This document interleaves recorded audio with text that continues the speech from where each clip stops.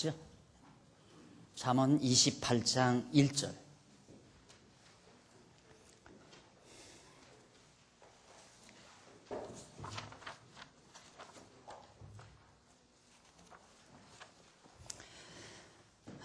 잠언 28장 1절 봉독합니다.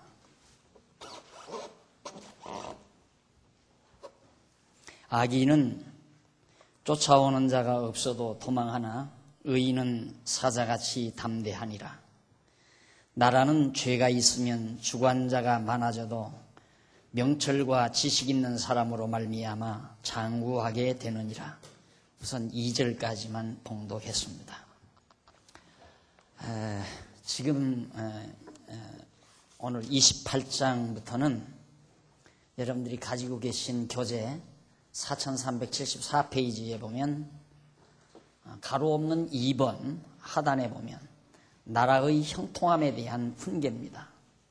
나라의 형통함에 대한 훈계.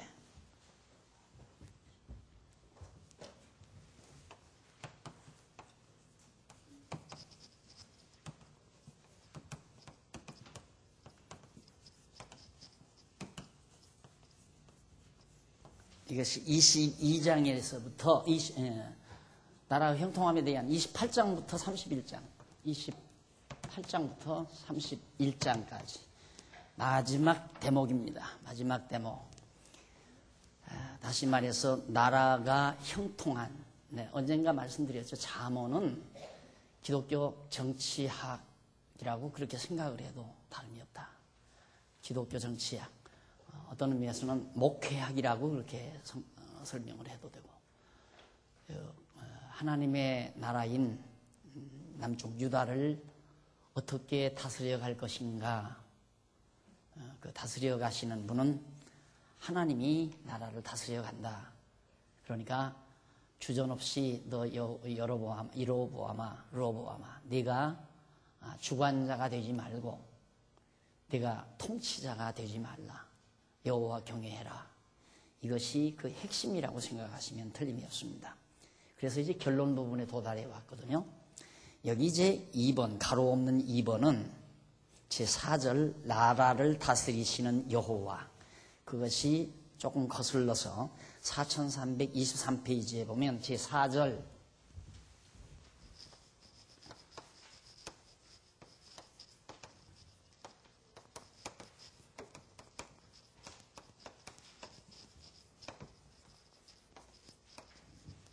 (22장에서부터)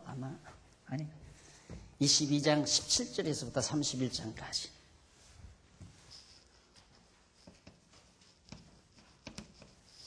마지막 대목이죠. 제4절 나라를 다스리시는 여호와, 주권자라는 얘기죠.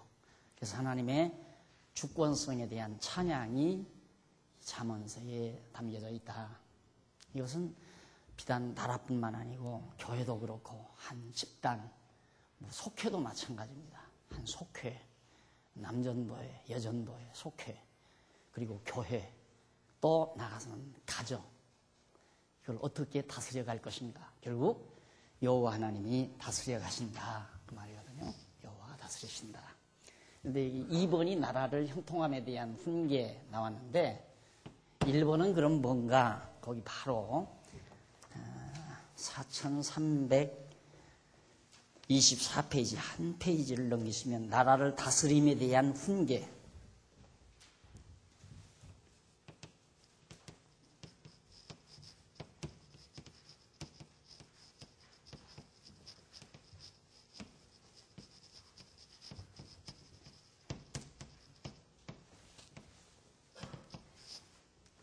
그러니까 나라를 다스리시는 여호와에 대한 솔로몬의 훈계인데, 그 훈계 가운데 나라를 다스림, 통치에 대한 훈계, 그리고 나라가 형통해야 되잖아요. 그 형통함에 대한 훈계, 이 두 가지 대목으로 간략하게 요약이 됩니다. 그러니까 좀 더 우리에게 적용을 시키자면, 자꾸 적용 이야기하니까 적용을 시키자면, 가정을 어떻게 다스려 갈 것인가, 또 가정이 어떻게 하면 형통해 가게 되는가에 대한 훈계, 나라고 여러분들이 생각해도 틀림이 없고, 나라도 마찬가지고 교회도 마찬가지고, 이게 이제 바로 지혜의 말씀입니다. 지혜의 말씀. 그래서 솔로몬이 이제 마지막 대목에서 결론적으로 나라가 형통해야 되잖아요.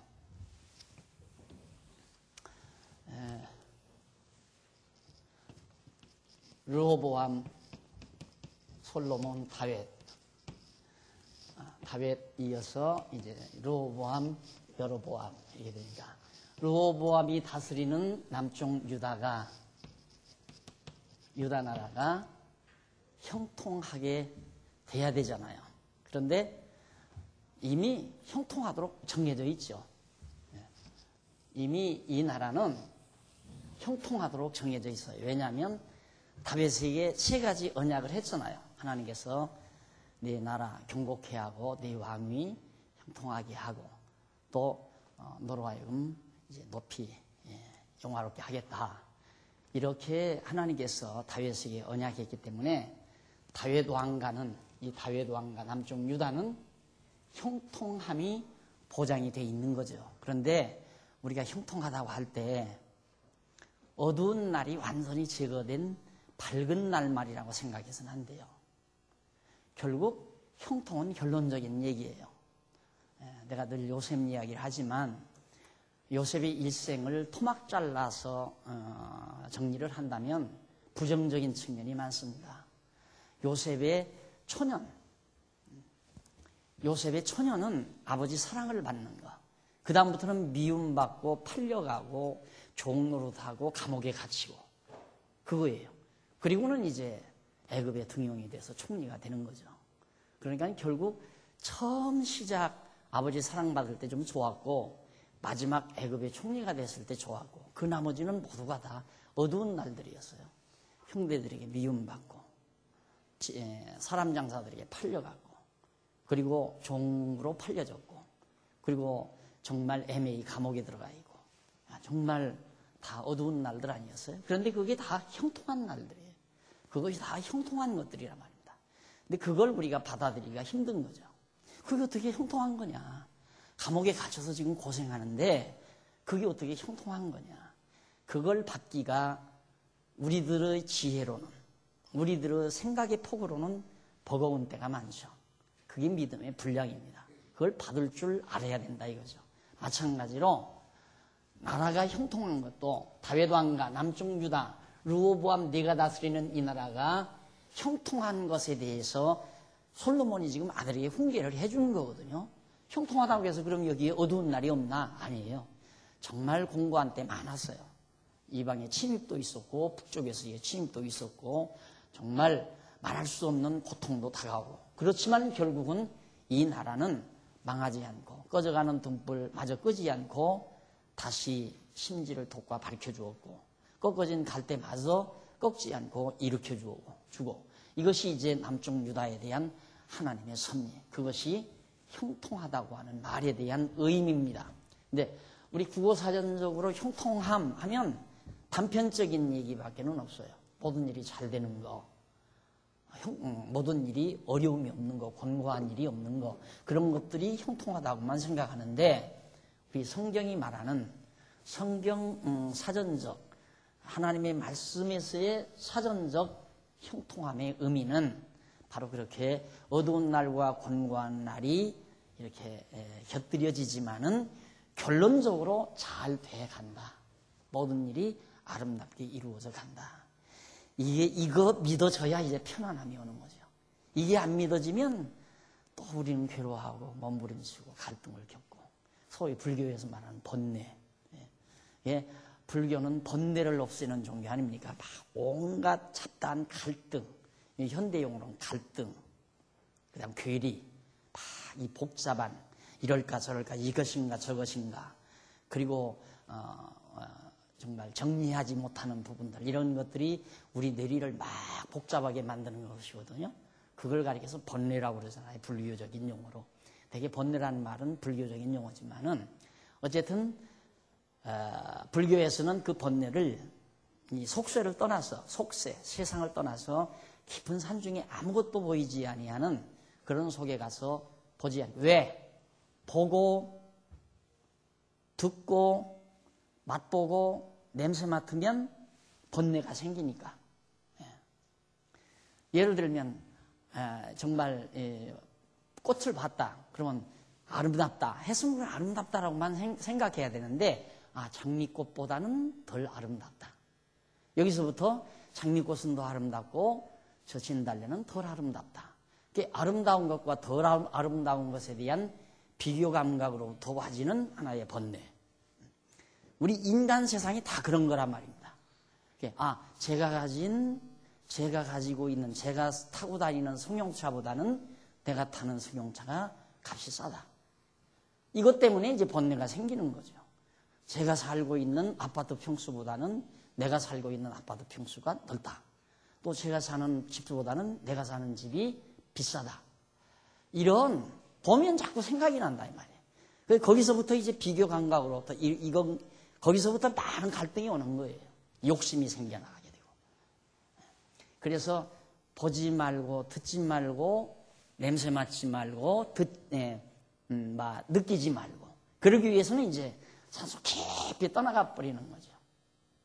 그런데 우리 기독교는 그런 식으로 번뇌를 없애는 게 아니에요. 여호와를 아는 지식이 모든 번뇌, 불교에서 말하는 모든 번뇌, 괴로움이죠, 고통, 심리적인 여러 가지 갈등을 깔끔하게 해소해 줄 수 있는 엄청난 말씀의 힘이 바로 우리 기독교가 가지고 있는 무기입니다. 그래서 여기 지금 나라의 형통함에 대한 이 훈계를 지금 솔로몬이 아들에게 가르쳐 주면서 그 가운데서 이제 요 나라의 형통함, 요 가운데서 이제 작은 하나, 첫째가 바로 지금 26페이지 4300, 죄송합니다. 지혜로 4375페이지에 나와요. 4375페이지에 지혜로 형통케 할 것을 훈계함.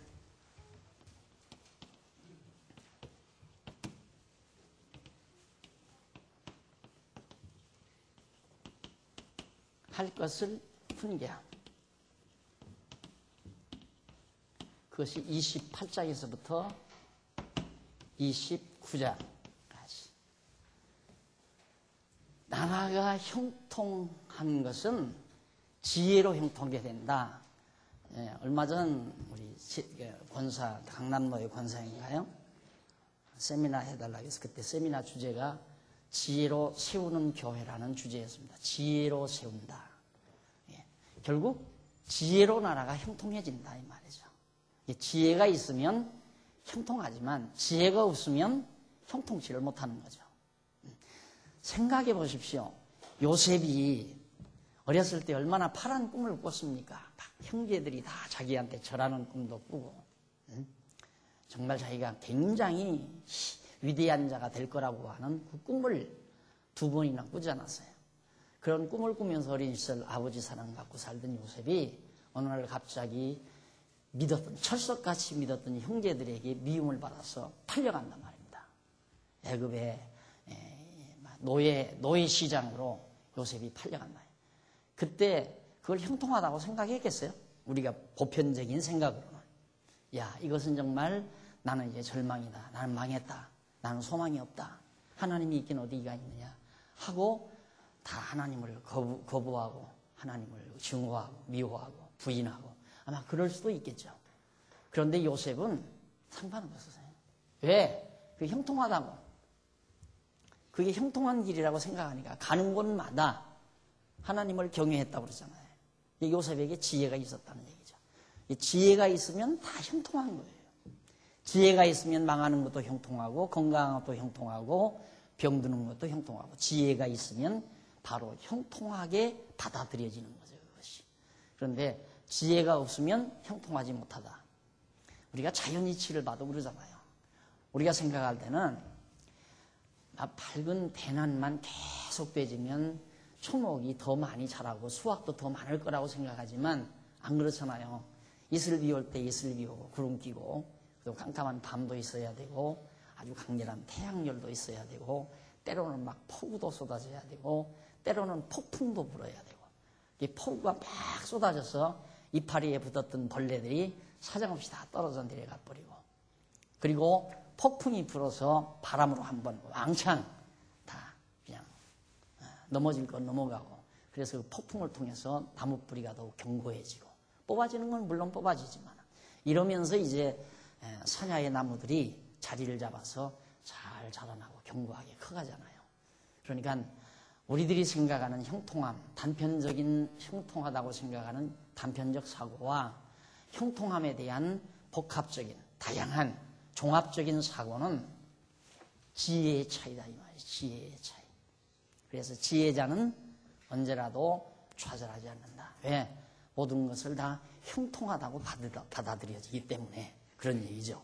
그래서 지혜로 형통할 것을 아들에게 가르쳐. 너는 하나님을 경외하는 지혜로 네가 다스리는 나라가 형통케 되도록, 하나님을 경외하면 나라를 형통하게 다스려갈 수 있다 이 말이거든요. 하나님 여호와를 경외하면. 당연하죠. 예를 들면 여로보암이 쳐들어온다. 남쪽으로 쳐들어온다. 그러면 르호보암이 여호와 하나님을 경외했다. 그럼 르호보암이 경외하는 하나님은, 여호와 하나님은 어떠한 분이냐면 자기 할아버지인 다윗에게 또 아버지인 솔로몬에게 언약을 해주신 여호와란 말입니다. 어떤 언약? 내 나라는 영원할 것이고 내 왕위는 견고하고 너로 하여금 정말 위대하게 존귀하게 만들어주겠다. 다윗 너로 하여금 내가 존귀케 해주겠다 하는 언약 하나님께서 했잖아요. 그걸 르호보암이 믿는다면, 그런 여호와 하나님을 경외한다면 그게 지혜죠. 그 여호와 하나님을 경외하는 게 지혜 아니에요. 르호보암의 지혜. 그 지혜가 르호보암에게 있다면 여로보암에게 황복하거나 여로보암에게 아첨하거나 그러지 않는 거죠. 올 테면 와라 이 말이에요. 올 테면. 왜? 내 나라는 하나님께서 지켜주기로, 이 다윗 왕가는 지켜주기로 언약했으니까 나는 여호와 하나님을 의지하고 절대 너에게 황복하거나 아첨하지 않겠다. 그게 지혜 아니에요. 그러면 나라가 형통하다고 말이에요. 쉽게 말하면. 그러니까 참 어려운 일 같지만 실제로 여호와 하나님에 대한 확신만 있으면 참 편안한 것이 바로 지혜입니다. 그 지혜란 말이 아주 너무너무 소중한 것이다 라는 걸 알 수 있죠. 그래서 거기 그 내용을 간단히 우리가 정리를 하면, 첫 번째로 28장 1절로 9절 여러분에게 지금 소개하는 내용이에요. 76절, 76페이지, 4376페이지 28장 1절로 9절에 보면 명철과 지식으로 율법 따라 나라를 다스리라고 가르쳐 줍니다. 명철과 지식으로. 나라를 뭘로 다스려야 하냐? 명철과 지식으로 하나님의 법도를 따라서 나라를 다스리라. 그러면 나라가 형통하다는 말이에요. 다른 거 없다. 하나하나 읽으면서 정리해 보십시다. 악인은 쫓아오는 자가 없어도 도망하나 의인은 사자같이 담대하니라 그랬어요. 악인이란 두말할 것 없이 하나님을 떠난 자 아니에요? 여로보암을 비롯해서 이방 나라들, 많은 이방 나라들. 여로보암은 이방 나라들과 다 협력하기도 하고 이방 나라와 손잡기도 하고, 이게 다 하나님을 떠난 악인들이니까 이 사람들은 누가 쫓아오지 않아도 도망을 가는 사람들이에요. 그러나 의인은 누굽니까? 다윗 왕조에 속한 르호보암을 의중에 두고 하는 얘기예요. 의인은 사자같이 담대하니라. 사자 얼마나 담대합니까? 아무리 짐승들이 다가와도 사자는 늠름하게 다 버티고 있잖아요. 기회를 타서 도전해 가고요. 그처럼 의인은 당당하다. 왜? 하나님 함께 한다는 거야. 믿으니까. 여러분, 이럴 때 다윗이 어린 소년 시절, 다윗이 그 블레셋 군장 골리앗에게 도전해 갈 때를 상상을 해보세요. 블레셋 군장 골리앗은 새까맣게 수많은 군대들을 거느리고 진지를 치고 있습니다. 이렇게. 그리고는 제일 앞에 골리앗, 구척 같은 큰 장군이 창칼을 가지고 나타나서 호령을 해댑니다. 나와 더불어 싸울 자, 너희 이스라엘 가운데 나올 자 있으면 나와라. 나하고 싸우게. 그런데 그때 다윗은 군대 하나도 데리고 가지 않고 혼자서 가고 있어요. 소년하고 혼자서. 이것이 무슨 누가 지어낸 동화가 아니고 역사적인 사실이거든요. 그러면 다윗이 어떻게 그렇게 혼자 갈 수가 있었을까? 확인되니까. 왜? 그 이전 오래전 아브라함 때, 야곱 때, 야곱이 유다지파를 향해서 내게서는 왕의 홀이 떠나지 않는다. 절대 왕의 홀이 떠나지 않는다. 근데 다윗이 유다지파예요. 유다지파에서 나온 자손이란 말입니다. 그러니까 하나님께서 자기를 멸하지 않고 반드시 이기게 한다는 사실을 언약의 말씀을 통해서 믿는 거예요. 여호와를 믿는 거예요.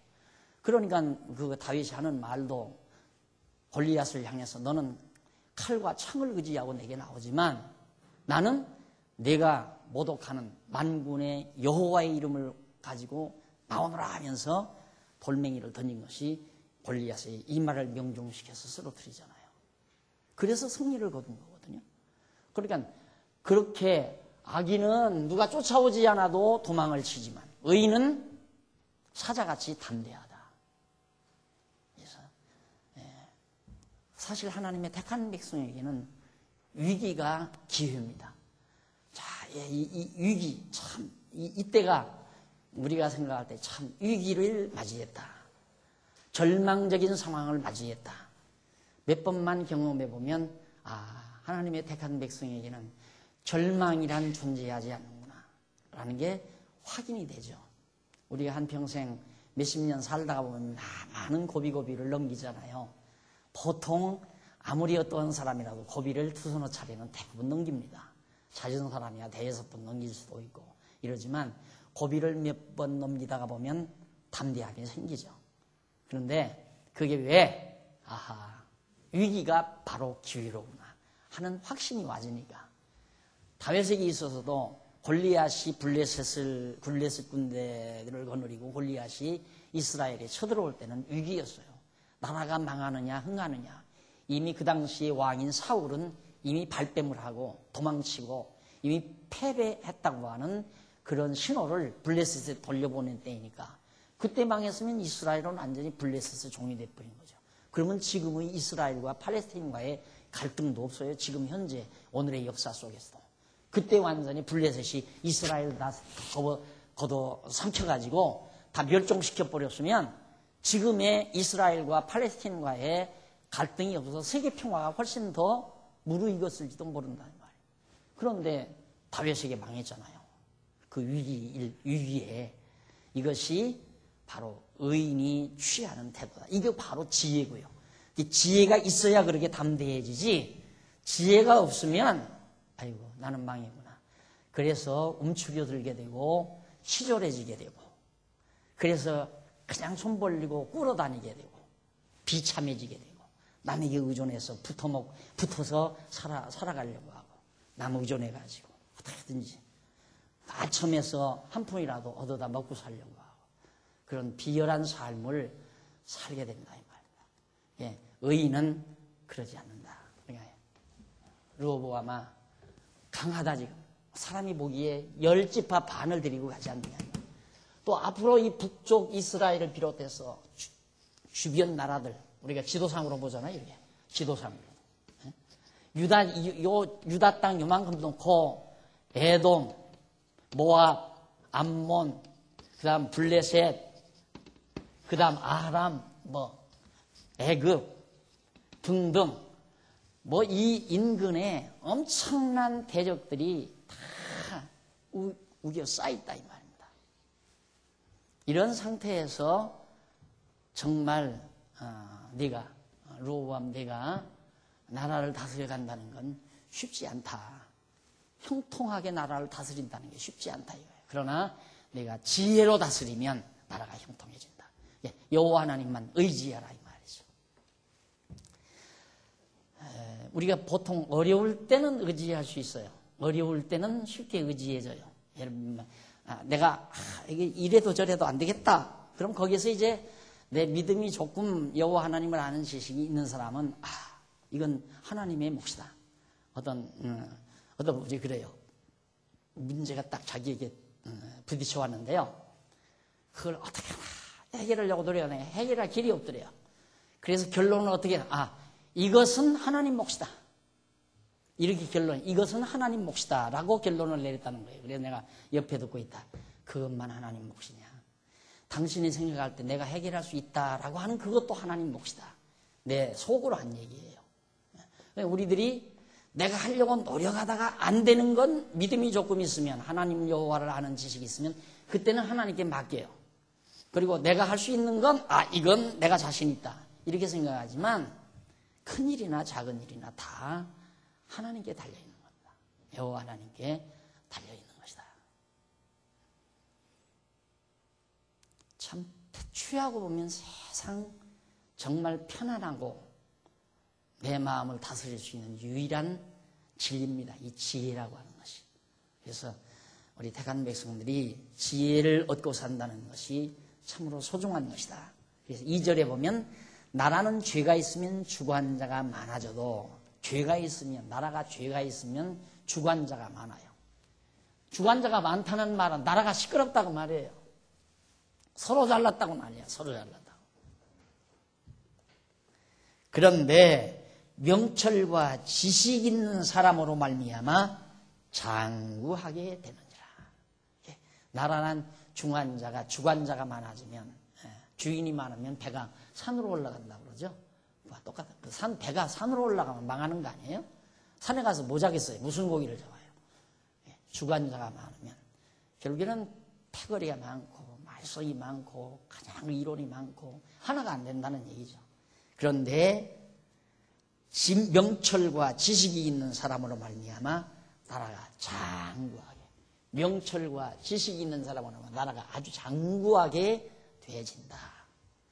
그럼 그 명철과 지식이란 뭔가 이쪽 77페이지 중간쯤 보면 빈이란 말 나오죠. 히브리어 빈.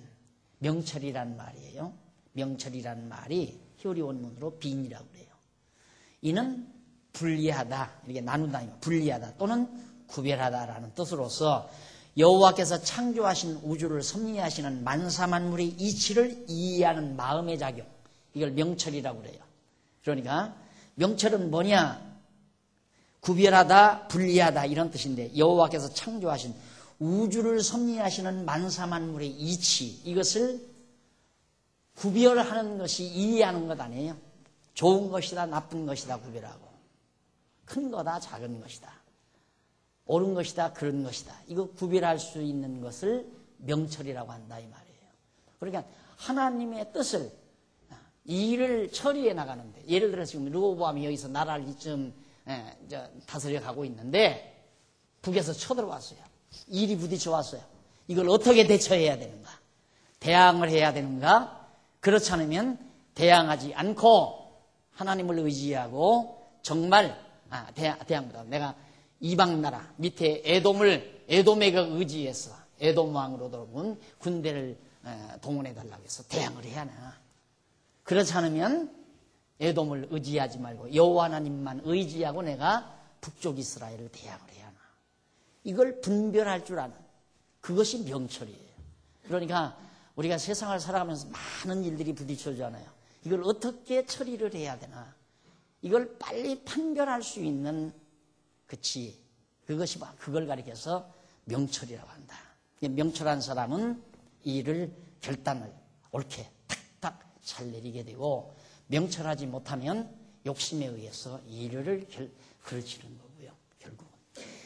자, 그래서 거기 이제 명철이란 말이 그거고, 그 다음 이제 지식이란 뭐냐? 지식이란 바로 그 야다라고 나오죠. 야다. 히브리 말로. 이는 직접 보아서 확인하다라는 뜻으로서, 내가 직접 보아서 확인하는 것을 지식이라고 그래요. 라고 뜻으로서 여호와께서 창조하신 우주를 섭리하시는 만사만물의 이치에 대한 경험에 의한 직관적 인식, 내가 어떤 경험을 통해서 얻어진 직접적인 인식, 직접적으로 내가 경험을 통해서, 예를 들어서 이걸 만지니까 차갑더라. 그러면 이제 지식이 얻어진 거예요. 이걸 만지면 이건 차가운 거다. 이게 만져서 경험을 했었기 때문에, 직관적인 경험을 했기 때문에 이건 만지면 차갑다. 이게 지식이에요. 그러니까 명철과 지식이란 말은 로보암 네가 아버지 때나 할아버지 때나 아버지 때에 되어진 일들을 내도 다 보고 경험하지 않았느냐 이 말이에요. 또 아버지가 다 얘기해주고 솔로몬이 지금까지 얘야 내가 솔로몬 때 이 아도니아죠. 아도니아. 다윗 때는 다윗이 왕 될 때는 아니 솔로몬 아도니아죠. 아도니아. 다윗 때는 다윗 제일 사울.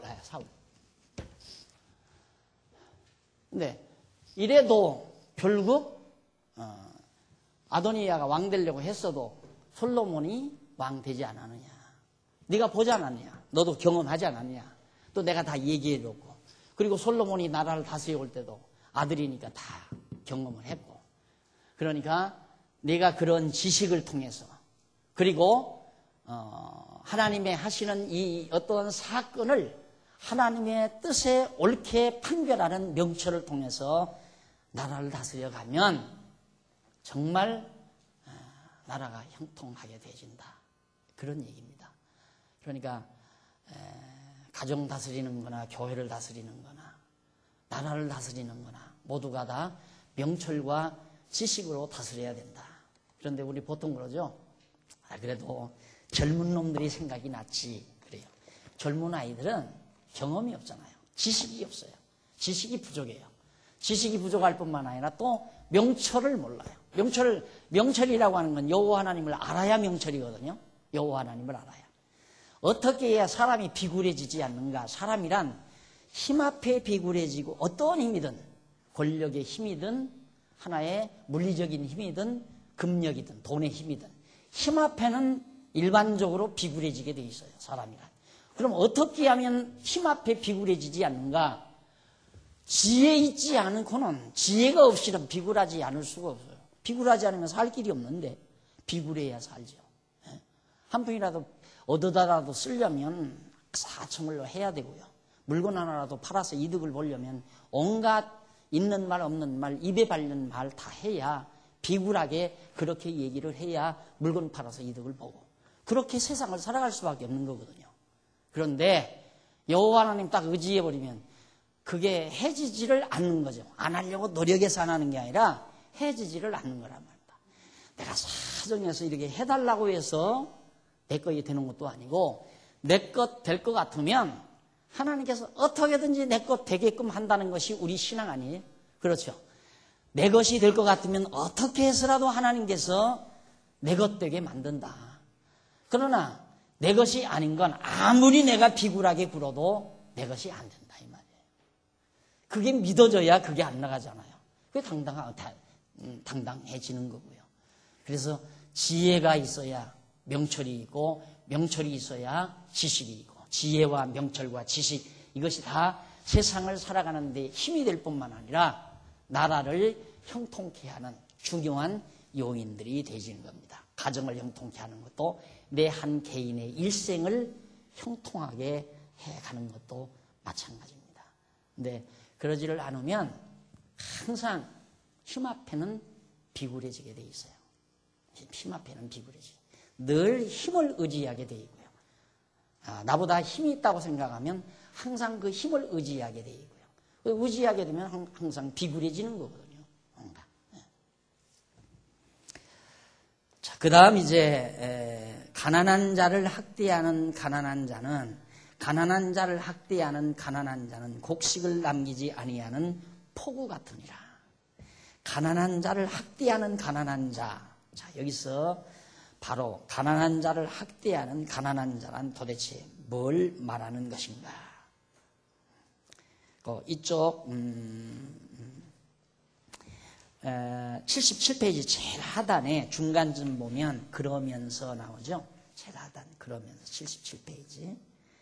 가난한 자를 학대하는 가난한 자는 곡식을 남기지 아니하는 토우 같다고 했는데, 이는 무능한 백성을 학대하는 무능한 통치자는 나라를 완전히 망친다는 뜻을 곡식을 완전히 쓸어가는 토우로 비유를 한 겁니다. 그러니까 무능한 백성을 학대하는 무능한 통치자. 그러니까 능력 없는 통치자가 힘없는 백성들을 학대한다 이 말이에요. 학대한다. 그러니까 무능하단 말은 여호와 하나님을 의지하지 않는 자가 무능한 자죠. 약한 자고, 하나님 여호와를 의지하는 자는 힘없는 백성들을 학대하는 게 아니라 힘없는 백성들에게 힘을 공급해 주는 거죠. 담대하게 만들어주고 정말 활달하게 만들어주고 백성들을. 이것이 이제 솔로몬이 아들에게 교훈하면서 북쪽 여로보암은 결국 하나님을 의지하지 않는 자이기 때문에 사람 보기에는 강한 것 같지만 약해서 백성들을, 연약한 백성들을 학대하게 되진다라는 그런 뜻으로 말을 하는 겁니다. 그 다음 이제 율법을 버린 자는 악인을 칭찬하나 율법을 지키는 자는 악인을 대적하느니라. 율법을 버린 자, 이 여로보암이죠. 율법을 버린 자. 율법이란 하나님의 언약을 말하는 거예요. 여기서 하나님의 말씀. 하나님의 말씀, 이 길을 버리고 떠난 율법을 버린 자는 결국 어떻게 되나? 여기 보면 악인을 칭찬한다. 여호와 하나님을 의지하지 아니하는 그런 자들을 칭찬하고 좋아한다. 율법을 지키는 자, 하나님의 뜻을 지키는 자, 바로 남쪽 유다 여로보암, 르호보암을 말하는 거죠. 악인을 대적하느니라. 악인을 절대 용납하지 않는다.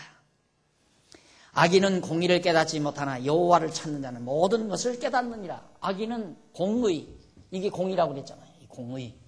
의란 무엇인가? 의란 무엇이냐? 하나님의 정하신 뜻. 하나님의 뜻이 의라고 그랬죠. 공의도 마찬가지예요. 하나님의 정하신 뜻이 공의예요. 공의를 저버린 자, 하나님의 뜻을 저버린 자 여로보암은 결국 망하는 거예요. 깨닫지도 못하고 하나님의 뜻을 모르니까 이걸 이렇게 이탈하지.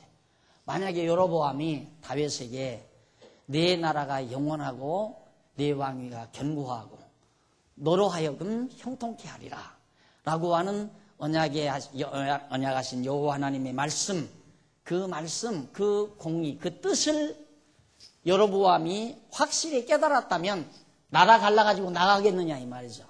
안 나가죠. 절대 안 나가죠. 하나님의 뜻을 분별할 줄 아는, 그게 매우 중요한 것이다. 짧은 인생살이를 해가면서도 그걸 얼마든지 여러분들이 지나온, 여러분들이 살아온 과거를 가만히 다시 재해석을 해보세요. 여러분들이 한번 내가 지금까지 40년, 50년, 60년 살아오면서 경험했던 지난날의 삶을 이런 원리에 비추어서 한번 잘 해석을 해보세요. 정확하게 맞아떨어집니다. 정확하게. 그래서 하나님의 뜻을 바르게 안다는 것은 공의를 안다는 것과 같은 말입니다. 그 다음 성실히 행하는 가난한 자는 가난한 자는 사곡히 행하는 부자보다 나으니라. 성실히 행하는 자. 성실히 행하는 자 이거죠. 하나님의 뜻을 따라 살아가는 자. 그것이 바로 성실하게, 이 성실하게 살아가는, 바로 하나님의 뜻을 따라 살아가는 사람이 성실하게. 그래서 늘 이 말을 우리는 가장 이해하기 쉽게 되게 하시는 대로 살아가고, 되게 하시는 대로 살고, 되게 하시는 대로 살아가는 우리들의 삶의 모습. 하나님의 뜻을 따라 산다는 말이 성실하게 사는 말과 같은 얘기예요. 우리는 성실하게 사는 게 거짓말하지 않고 내가 노력해서 그냥 그렇게 사는, 그게 우리 국어사전적인 성실함 아니에요? 성경에서의 성실함이란 하나님의 뜻을 따라 사는 삶. 그리고 하나님이 내 인생을 인도하시는 대로 늘 감사함으로 살아가는 삶 자체가 성실한 삶이에요. 그런데 내 욕심대로 안 됐다고 짜증 부리고 불만하고 원망하고 괴로워하는 건 성실함에서 떠나는 거죠. 그렇잖아요. 내 욕심대로 안 되지는 것에 대한 불만이 가득하니까. 그건 내 욕심대로 되기를 원하는 거지 하나님 뜻대로 되기를 원하는 게 아니잖아요. 오늘도 잠깐 전화 한 통화를 받았는데 정말 내 뜻대로 마옵시고 아버지 뜻대로 하시옵소서라고 하는 주님의 기도, 이렇게 기도하라는 책에서 그걸 읽고는 그게 정말 불변의 진리라고 하는 걸 감탄했다고 하면서 또 전화 한 통화했어요. 그거 다 아는 얘기 우리는. 내 뜻대로 마옵시고 아버지의 뜻대로 하옵소서. 이게 예수님께서 하신 기도인데, 그리고 또 우리들도 뜻이 하늘에서 이루어진 것 같이 땅에서도 이루어지다라고 우리 주기도문 매주일 하잖아요. 그렇게 기도는 해놓고는 내 욕심대로 되기를 원하는 것이 우리의 실제 모습이란 말입니다. 거기에서 이제 우리의 지혜가 어두워지는 거죠. 내가 정말 기도를 뜻이 하늘에서 이루어진 것 같이 땅에서도 이루어지다라고 기도했으면 되어지는 모든 일이 하나님의 공의에 따라서 뜻에 따라서 되어진다고 생각하고 받아들이고 범사를 소화하며 감사함으로 그때그때 여호와를 인정하고 사는 삶, 이것이 성실한 삶이란 말입니다. 그래서 거기 성실히 행하는 자, 성실히 행하는 가난한 자는 사곡히 행하는 부자보다 낫다. 여기서 가난하다는 말은 무능한 자, 하나님 앞에서 무능한 자, 가난한 자죠. 그런데 아주 사곡히 행하는 자, 이게 부자죠. 사람 보기에 막 백성도 많고 권력도 강하고 힘도 강하고 군사력도 강하잖아요. 부자 아니에요? 여기는 가난한 자고 백성도 숫자도 작고 힘도 모자라고. 근데 이게 강한 자다 이 말이에요. 이게 시각도 달라져요. 보는 시각도. 뭐가 강한 거냐? 수가 강한 게 아니에요. 오늘 잠깐 예배 시작 전에 장로님 집사님들하고 이 얘기 도중에 이제 이 많은 사람들 가운데 우리가 선택받은 백성이다. 그럼 보통 이제 우리가 우리나라에 이제 200년 전에 선교사가 들어오기 전에 모든 사람들은 다 지옥 간 사람 아니에요? 무조건 다. 예수 몰랐으니까 다 지옥 갔을 거 아니에요. 그러면 얼마나 그 많은 사람들이 다 지옥 가고 이렇게 적은 사람이 천국 가느냐, 이렇게 얼른 생각할지 모르지만은 그런 사람들은 아직도 영원이라는 개념을 아직 잘 못 이해해서 그런 생각을 하게 돼요. 결국 내가 늘 강조하지만 천국은 예수님 한 분 가는 거예요. 우리는 그게 지체가 되는 거거든요. 한 분이 천국으로 하나가. 그러면 지옥은 여럿이 가나 지옥도 하나예요. 우리가 이 시간세계, 형상세계, 공간세계에서는 수십억, 수백억의 인류라고 그렇게 말할 수 있지만은 영혼세계에 가서는 수를 초월해 버리는 거거든요. 결국은 하나란 말입니다. 지옥 백성도 하나, 천국 백성도 하나. 우리가 다 그리스도 안에서 믿는 것과 아는 것이 하나라고 그랬잖아요. 결국 우리는 이 육신 때문에 하나의 개념이 자꾸 무너지는 거거든요.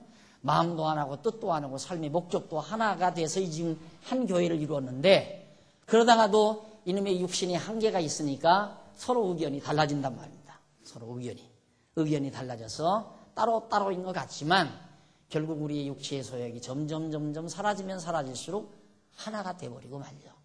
그래서 우리가 하나님 나라에 간다는 것, 이것이 수에 달려있는 게 아니에요. 여기도 보면 이제 성실히 행하는 가난한 자, 보기에 힘없고 가난한 자 같지만은 사곡히 행하는 부자보다 훨씬 나은 자다. 그래서 넓은 길 가지 말고 좁은 길로 가라라는 말도 같은 의미를 포함하는 말입니다. 그 다음 율법을 지키는 자는 지혜로운 아들이요 탐식자를 사귀는 자는 아비를 욕되게 하는 자니라. 다 남쪽 유다 르호보암을 말하는 거예요. 탐식하는 자는 북쪽 여로보암을 말하는 거예요. 율법을 지키는 자, 율법 여기 공의, 율법과 공의, 법과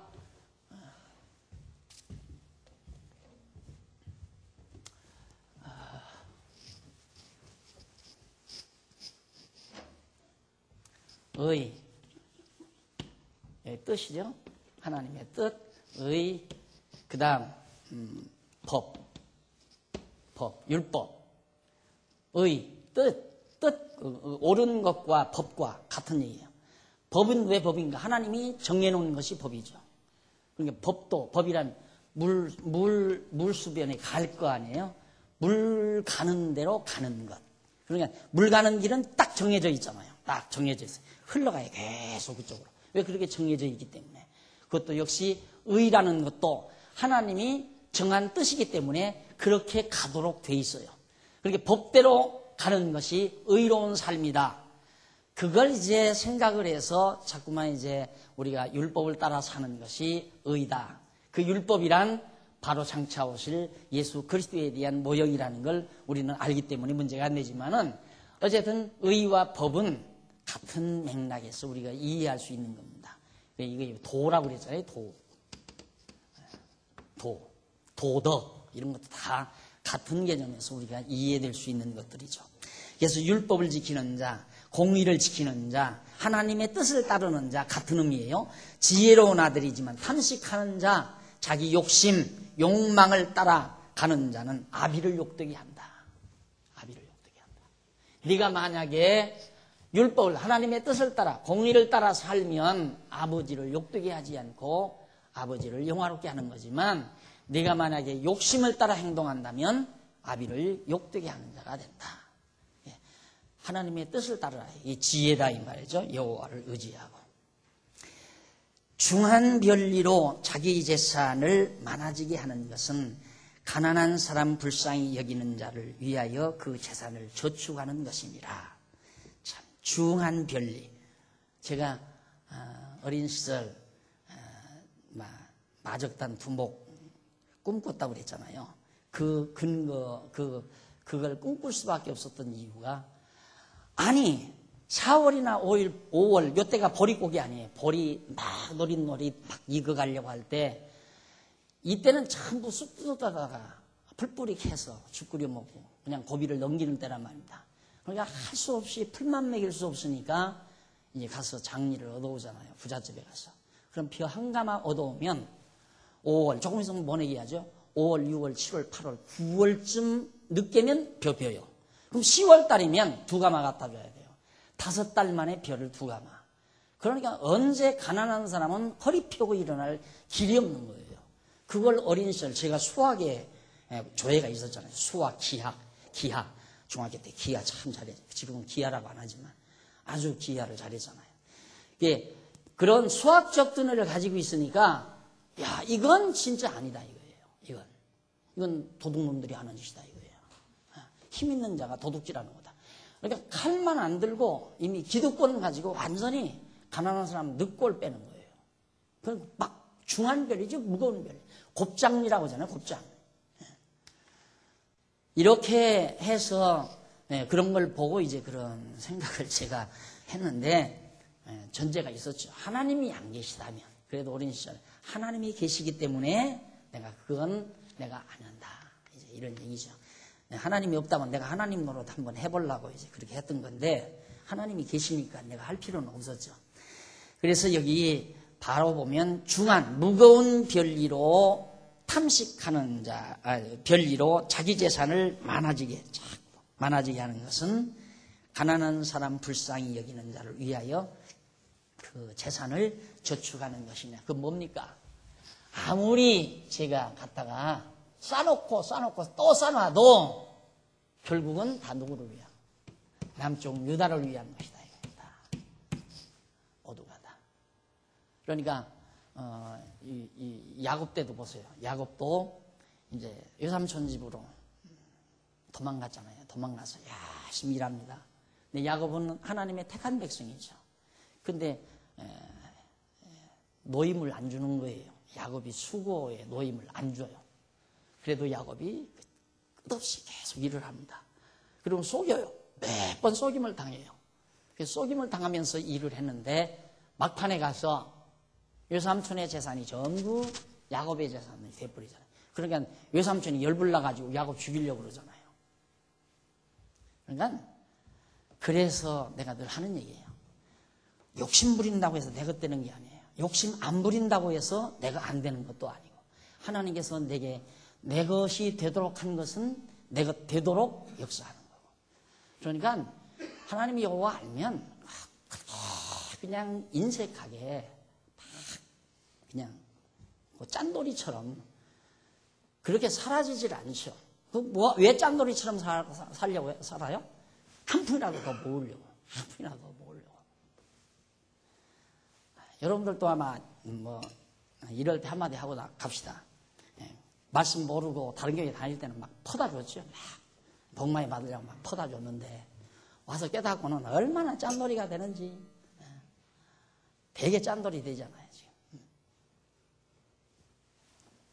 짠돌이 된다고 잘 사는 거 아니에요.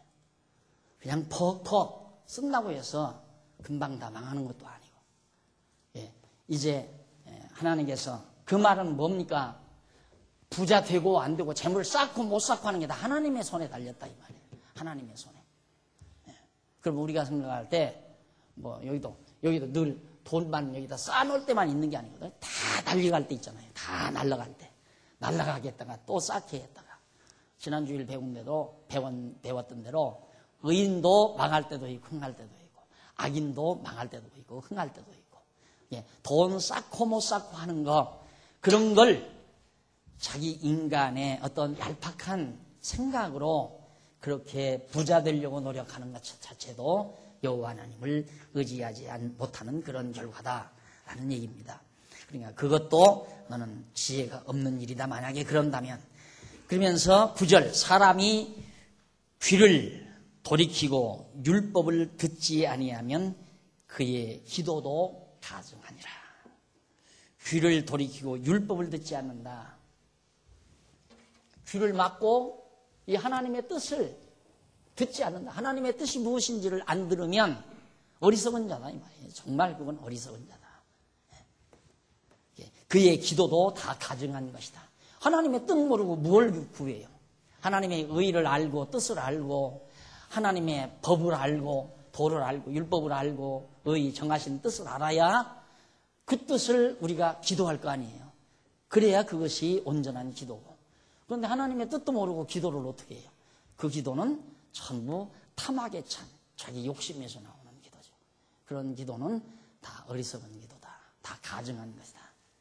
이것이 참 아버지 솔로몬이 아들에게 너무 정말 어디서도 들을 수 없는 주옥 같은 지혜의 말을 던져주면서 나라를 형통케 함에 대한 훈계, 네가 왕의 자리에 앉아서 어떻게 하면 나라가 형통하게 될 건가. 가정을 다스리는데도 마찬가지입니다. 우린 딸아이들 서너 기르지만 저는 이제 식사를 같이 할 때가 그렇게 많지를 않죠. 하게 되면 반드시 슬며시 얘기를 꺼냅니다.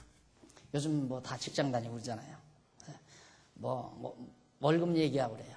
야, 돈 보고 일하면 바보다. 돈 보고 일하지 말고 일을 즐겨라. 일을 즐겁게 해라. 돈 보고 일하지 말고 하나님 앞에서 일을 해라. 이 말을 늙은이처럼 제가 자주 해요.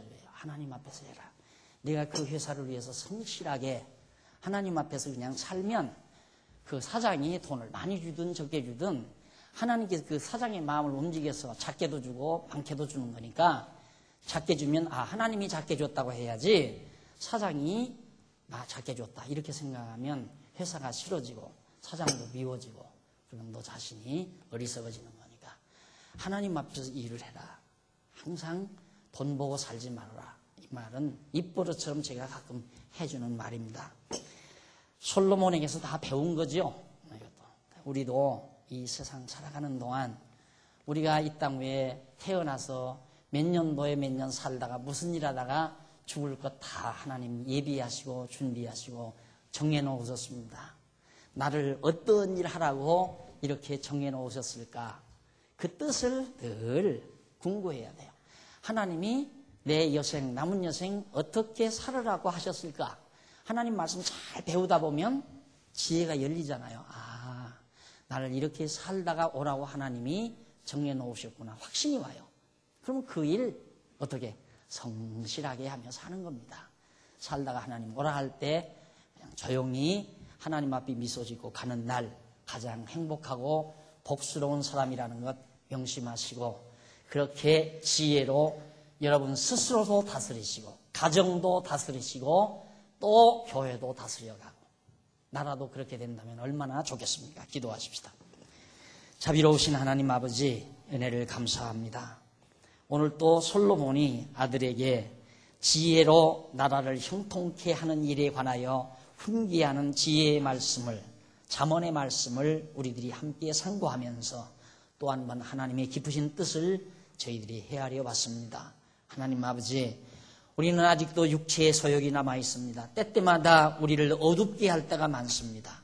하나님 명철하게 하시고 지혜와 지식이 넘치게 해주셔서 참으로 하나님의 뜻이 어디 있는지를 분명히 깨닫고 좌절하거나 절망하지 말고 담대하게, 사자처럼 담대하게 세상을 이기는 승리자들이 될 수 있도록 역사하시옵소서. 어두운 밤길 돌아갑니다. 다시 만날 때까지 주의 평강이 사랑하는 권속들과 가정 위에 함께 하시옵시기를 비오며 예수님 이름으로 기도드립니다. 아멘.